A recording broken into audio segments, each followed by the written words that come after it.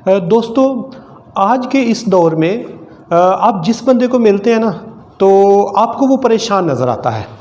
और जब वो उसकी परेशानी को आप देखते हैं या उसको डिस्कस करते हैं, तो आपको ये आइडिया होता है कि परेशानी कोई ख़ास वजह ही नहीं है, ना ही कोई उसकी वो जस्टिफिकेशन है, और आप परेशान फिर रहे हैं।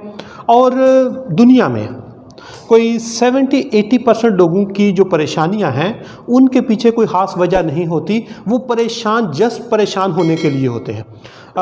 और अगर आप अपनी परेशानी को कम करना चाहते हैं, आप समझते हैं कि हम अपनी परेशानी को कम करने के मूड में हैं, आप चाहते हैं कि मैं अपनी ज़िंदगी में खुशी थोड़ी सी बढ़ाना चाहता हूं, आप चाहते हैं कि मैं ज़िंदगी जो गैर मुतमिन है उससे थोड़ा मुतमिन होना चाहता हूं, तो उसके लिए मैं आज आपके साथ एक छोटा सा कानून फितरत शेयर करता हूं, जिसका नाम है लॉ ऑफ 99। ये लॉ ऑफ 99 या इसको कानून 99 कहते हैं। ये बहुत प्रोमिनेंट लॉ है आपकी हैप्पीनेस के लिए, आपकी परेशानियों को कम करने के लिए, आपका जो ग्रेटिट्यूड लेवल है उसको बेहतर करने के लिए, आपका जो पीस ऑफ माइंड है उसको बेहतर करने के लिए। तो जो लॉ ऑफ 99 है, ये आपकी लाइफ में बहुत इंपॉर्टेंट होगा, और उसको एक्सप्लेन करने के लिए मैं आपके साथ एक एग्जांपल शेयर करूंगा। उससे आपका कॉन्सेप्ट भी क्लियर होगा। और I am very much hopeful कि after completion of this example आपके कोई बहुत ज़्यादा नहीं तो 40-50% जो मसाइल हैं वो यहाँ पे खड़े खड़े ख़त्म हो जाएंगे। लॉ ऑफ 99 कुछ इस तरह का है कि कोई बादशाह सलामत हैं, और बादशाह सलामत अपने वो महफिल में अपने महल में बैठे होते हैं, और एक साइड पे वज़ीर होते हैं, एक साइड पे उनके मशीर होते हैं, और एक बादशाह सलामत के साथ ना एक चौबदार होता है। वो चौबदार का कोई काम नहीं होता, ना उसने कोई सजेशन देनी होती है, ना बादशाह के साथ कोई अच्छी बात करनी, उसका सिर्फ यही काम होता है जो भी वज़ीर और मशीर बात करता है उसमें से उसने थोड़ी सी जुगत निकालनी होती है, ताकि 2 मिनट बादशाह और बादशाह के जो मशीर हैं और वज़ीर हैं वो महजूज होते हैं। अब उसको जो जॉब है उसको नाम कहते हैं कि वो जो बादशाह का वो चौबदार है, ठीक है, वो क्या काम करता है, किस तरह करता है। अब बादशाह सलामत अपने वज़ीर के साथ बैठे हैं, डिस्कस कर रहे हैं, और कहते हैं, वज़ीर यार, मुझे इस बात की समझ नहीं आ रही कि मेरे पास इतनी बड़ी सल्तनत है, मेरे पास इतने हीरे जवाहरात हैं, मेरे पास इतनी बड़ी वो मलकियत है एक उसकी प्रॉपर्टी की, मेरे पास वज़ीर हैं, मेरे पास मशीर हैं, मेरे पास दुनिया की हर सहूलत है, लेकिन मैं फिर भी परेशान हूँ। ये जो मेरा चौबदार है, इसको मैं तनख्वाह भी सिर्फ 20-30 वो जो उसकी अशरफियाँ हैं वो देता हूँ, इसके बच्चे भी मेरे से ज़्यादा हैं, इसका घर भी बहुत छोटा है, लेकिन ये बहुत खुश होता है, सुबह फ्रेश आता है, गपशप लगाता है, इसको जुगत मारी, उसको जुगत मारी। इसके बिहाइंड क्या मामला है?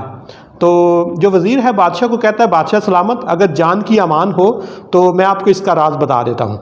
तो बादशाह कहता है, ठीक है, मुझे बताओ। कहते हैं, ठीक है, आज शाम को आपने मेरे साथ चलना है। और आपने बादशाह को कहता है कि एक थैला लेना है, उस थैले के ऊपर लिखना है 100 अशरफियाँ। थैले के ऊपर लिख दिया 100 अशरफी, और कहता है उसके अंदर 99 डालनी है। ऊपर 100 लिखी हुई है कि 100 अशरफी इसमें है, उसके अंदर 99 डाली गई है। अब 99 डाल के ईशा का टाइम हो गया। बादशाह सलामत और वज़ीर साहब उस चौबदार के घर जाते हैं और जाके उसका डोर नॉक करते हैं।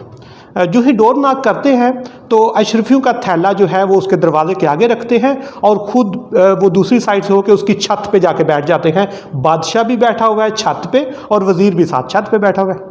अब जो ही चौबदार बाहर डोर ओपन करता है तो वो देखता है कि अशरफियों का थैला पड़ा हुआ है और उसके ऊपर 100 अशरफी लिखा हुआ है। बड़ा खुश होता है, खुशी से उछलता है कि मेरे पे तो किस्मत मेहरबान हो गई है, मेरी तो किस्मत खुल गई, मेरी तो किस्मत जाग उठी, मेरे पास 100 अशरफी आ गई है, इससे मैं क्या क्या पूरा करके अपनी ज़िंदगी को खूबसूरत करूँगा। अंदर लेके जाता है, लाइट ऑन करता है, बच्चों को उठाता है, बीवी को उठाता है, वो देखो किस्मत मेहरबान हो गई है, 100 अशरफी मिल गई। सब खुशी से घर में रौनक आ जाती है, और कहते हैं कि अब सुबह इसको प्लान करेंगे क्या करना है। लेकिन कहता है उसकी बीवी के इसको एक बार काउंट कर लेते हैं, वाकई 100 है। तो वो काउंट करती है तो वो 100 नहीं होती, वो 99 होती है। चौबदार का चेहरा थोड़ा सा लटक जाता है। चौबदार भी उसको काउंट करता है एक एक करके, फिर भी 99 होती हैं। चौबदार कहता है कि ये मेरा बच्चा जो मैट्रिक में पढ़ रहा है, ये समझदार है, ये काउंट करता है, इसकी मैथमेटिक्स अच्छी है, वो भी काउंट करता है तो 99। अब परेशानी में इजाफा हो गया, इतनी देर में आधी रात हो गई है। अब क्या हुआ है कि उसके बच्चे ने टॉर्च पकड़ ली, हर चारपाई के नीचे से देख रहा है अशरफी ये किधर गई है। सारा घर छान मारा, अशरफी नहीं मिली, 99 ही बनी है। अब परेशानी ये है, ऊपर 100 लिखा हुआ है 99, क्या करें। कहते हैं अच्छा जो गली है उसकी लाइटें ऑन कर ली, गली में ढूंढना शुरू किया। सारी रात वो एक अशरफी ढूंढते रहे, कभी गली में, कभी चारपाई के नीचे, कभी कमरे के अंदर, कभी बाहर, कभी उधर, हर जगह छान मारी। और इतनी देर में फजर की अजानें हो गई और सुबह के टाइम वो कहता है यार थोड़ी देर आंख लगा लो कि सुबह फिर वो पहुंचना है बादशाह सलामत के महल में। अब बादशाह घर चला जाता है। सुबह जिस वक्त महफिल लगती है, बादशाह सलामत बैठे हुए हैं, एक साइड पे वज़ीर है, एक साइड पे मशीर है, और चौबदार पहली बार अपनी ज़िंदगी में अपनी जॉब पे 10 मिनट लेट पहुंचता है। और जब चौबदार आ रहा होता है ना, तो उसकी आंखें सुरख हो चुकी होती हैं और सोच सोच के इतनी मोटी उसकी आंखें हुई होती हैं, नींद उसकी पूरी नहीं, बुरा हालात, चेहरे से परेशानी छलक रही है।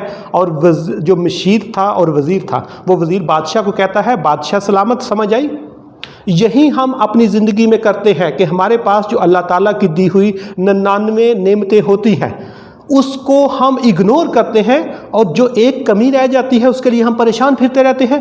कहते हैं ये हमारी ज़िंदगियों में हो रहा है कि हमारे पास जो अल्लाह ताला की दी हुई नेमतें हैं हम उनका शुक्र अदा नहीं करते, और जो एक छोटी सी कमी ज़िंदगी में रह जाती है उसके लिए हर वक्त परेशान रहते हैं। अगर कोई भी बंदा सोचे उसके पास कौन सी अल्लाह ताला की दी हुई नेमतें हैं। अल्लाह ताला ने एक इंसान को सेहतमंद बनाया है, ये सबसे बड़ी नेमत है। उसको 2 हाथ मुकम्मल दिए, ये नेमत है। उसको 2 कान दिए, ये भी उसकी नेमत है। 2 आंखें दी, आप दुनिया को देख सकते हैं, ये नेमत है। ज़बान जायका चखने के लिए दी, ये नेमत है। हार्ट बीट बेहतरीन चल रही है, ये उसकी नेमत है। किडनी काम कर रहा है, ये नेमत है।